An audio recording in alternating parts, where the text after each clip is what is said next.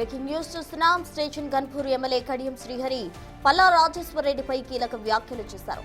Station Ghanpur లో రాజయ్యకు భవిష్యత్ లేకుండా పల్లా రాజేశ్వర రెడ్డి స్కెచ్ వేస్తున్నారన్నారు.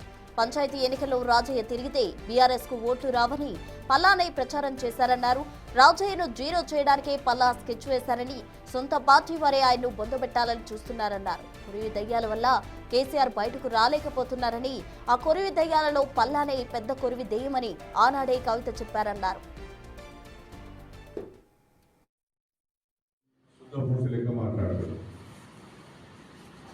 కవిత గారు 2-3 సార్లు చెప్పారు,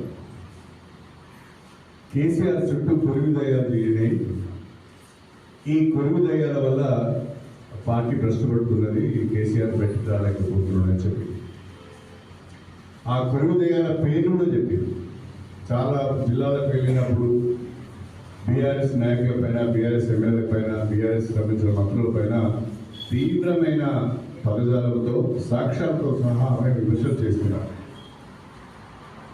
ఆ కొరివి దయ్యాలలో పల్లరాజేశ్వర రెడ్డి కూడా ఒక పెద్ద కొరివి దయ్యం అని ఆమె చెప్పింది. పల్లరాజేశ్వర రెడ్డి గారు కేసీఆర్ పత్ర చేరి ఆ కుటుంబం మధ్యన చిచ్చు పెట్టి వాళ్ళ చెవులు ఉరికి ఆ కుటుంబాన్ని అంతా చిన్నాభిన్నం చేసింది. కవిత దూరమైపోయింది. రామారావు గారి మధ్యన, హరీష్ రావు గారి మధ్యన కూడా కొంత గ్యాప్ ఉన్నది.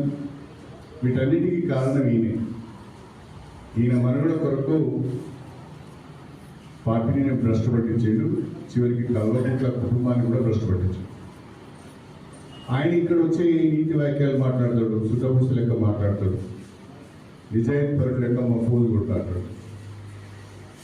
ఇంకా విచిత్రం ఏంటంటే రాజయ్య గారి కంటే ఎక్కువ గ్రామాలలో రాజేశ్వరుడు తిరిగింది. కారణం ఏం చెప్తారంటే, నాకు తెలిసింది ఏంటంటే, రాజయ్య గారు తిరిగితే ఓట్లు రావు, పల్లరాజేశ్వరరెడ్డి గారు వస్తే ఓట్లు వస్తాయి, నీ డబ్బులు వస్తాయి అనే దాని మీద నిలబడ్డ క్యాండిడేట్లు కానీ, అక్కడున్న గ్రామ శాఖలు కానీ ఆయన రమ్మన్నాయని తెలిసింది. మరి రాజయ్య గారు ఏం చేయాలి? గ్రామ పంచాయతీ ఎన్నికల్లో వస్తేనే ఓట్లు పడకపోతే, రేపు ఉప ఎన్నికలు వస్తే రాజయ్య గారి అభ్యర్థి అయితే మరి పరిస్థితి ఏంటి? అంటే రాజయ్య గారిని టోటల్గా పల్లరాజేశ్వరరెడ్డి కావాలని జీరో చేస్తున్నాడు. పల్లరాజేశ్వరరెడ్డి గారు ప్రణాళికబద్ధంగా రాజయ్యను గ్రామ పంచాయతీ ఎన్నికలు జీరో చేసి తానే అన్ని గ్రామాల్లో తిరిగి రాజయ్య గారి గ్రామాలకు వస్తే ఓట్లు పడేయని ప్రచారం చేసి రాజయ్యకు భవిష్యత్తు లేకుండా చేస్తున్నాడు పల్లరాజేశ్వర.